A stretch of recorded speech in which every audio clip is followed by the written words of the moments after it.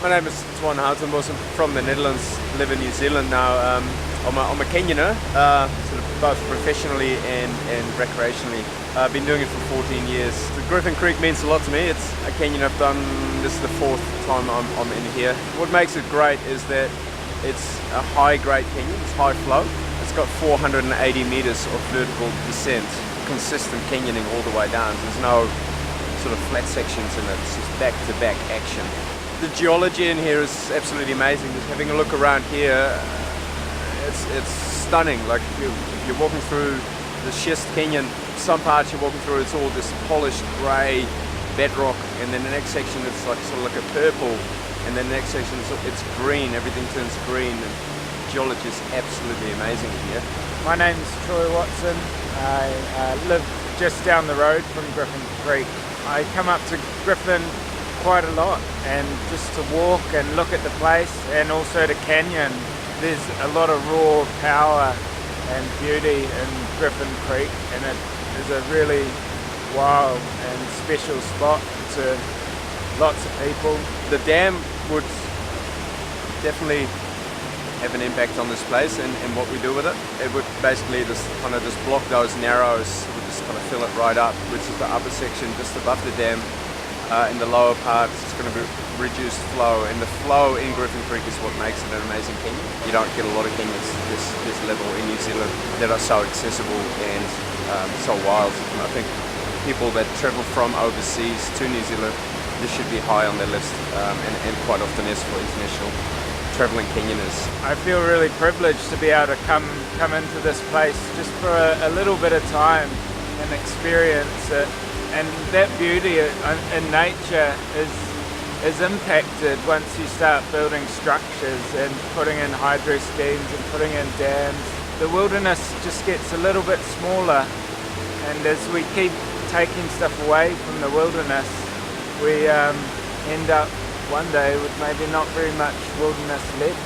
I'd love to see this place protected and just kept as wilderness for people to come to for generations and generations, and just appreciate it and then leave with that sense of wonder.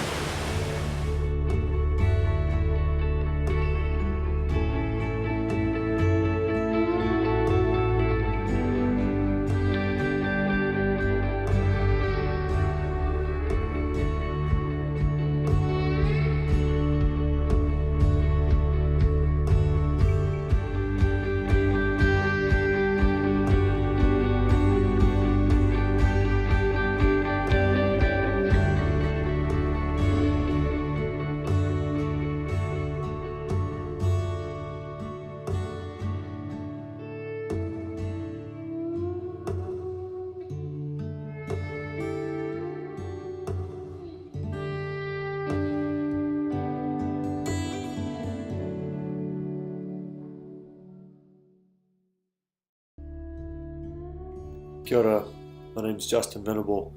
I live in Hokitika. I work as a doctor specializing in rural hospital medicine and wilderness and expedition medicine, both here on the west coast, as well as around New Zealand and overseas. I'm also a whitewater kayaker and canyoning enthusiast. Griffin Creek is a world-class, stunning technical canyon. It represents one of the highest quality recreational canyoning experiences available in New Zealand. Combination of thundering turquoise water of pristine drinkable quality, intimidating bedrock schist gorges, huge serpentine and nephrite boulders in the river, overhanging verdant rainforest, and relative proximity to our population centers here on the coast make this canyon a mega classic. My experience with Griffin Creek has also been from a kayaking perspective, having paddled the lower gorge of Griffin Creek several years ago. The scope for further kayaking exploration upstream through the upper gorge is also substantial.